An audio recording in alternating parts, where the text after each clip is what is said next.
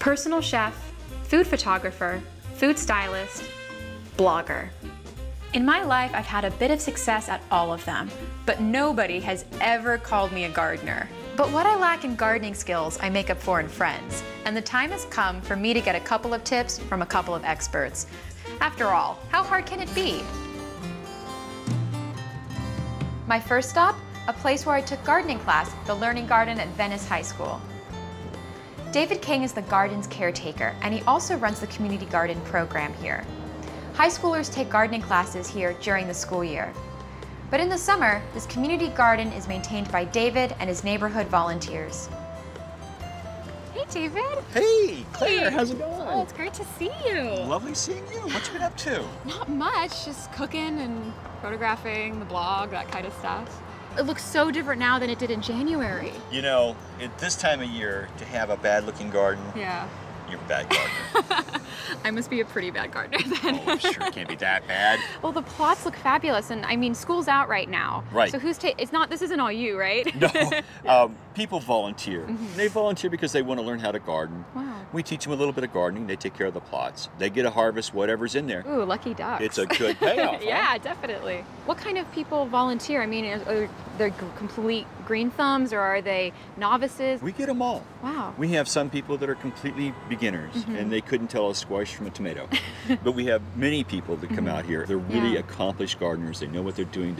They don't have a place to garden in their apartment. Wow. You know, tear out the living room, put in a planter box. Doesn't work so well. But no, it's a great site to garden. I don't use any pesticides at all, even organic ones. And I don't use fertilizers at all, not even organic ones.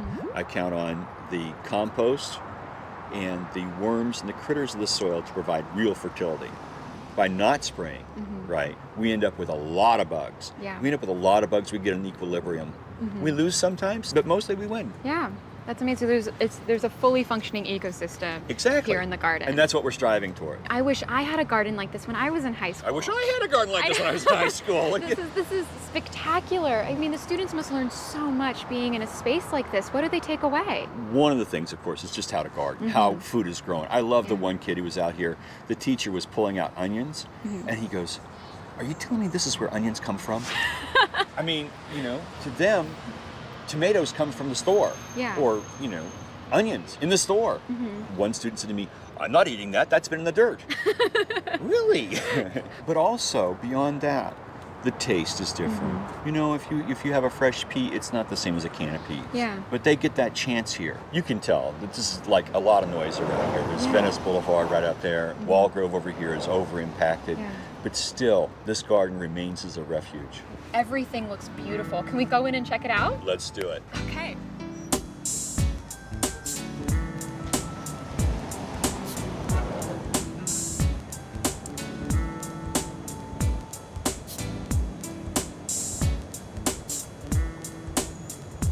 So here we are in the garden. Yeah, and right here is one of our great zucchinis. Oh, wow. Or you could take the squash flowers if you wanted and stuff them. Oh, I love that. Nothing like a fried squash flower. There you go. Hey. That's amazing. And so a zucchini is actually a type of summer squash. So you know why we call it summer squash? We grow both right now, Oh. right? But summer squash is always for eating in the summer. Winter squash with a hard rind would keep into the winter. I did not know that you could grow them at the same time. I always thought it was just a winter vegetable. No, the hard rind will allow it to keep That's way amazing. into winter, Yeah. and that's what people would eat. Pumpkins, Yes. right, have hard rinds. That's Definitely. a squash. This is the best basil you can possibly grow. This is the Genovese basil. It has a better, more robust flavor, a wonderful aroma. Oh, well, that's for sure. And the aroma is what brings in the taste buds, right? We love having the students plant out herbs, basil included, because some herbs are even thrive on neglect. I should be growing herbs then. That's right.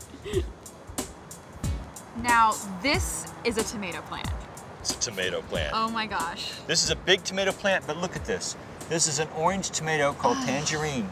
Oh my goodness. This is a good, really good, fresh-eating tomato. I like the orange ones. They're sweeter to me. They have less acid. Yeah. Right? So they're really good in salads, Yeah. that sort of thing.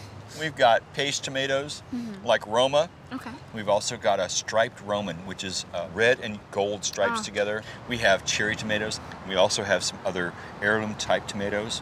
There's so much ready to eat in the garden right now. I mean, what is it like for the community to have such just edible growth happening right here on their street corner?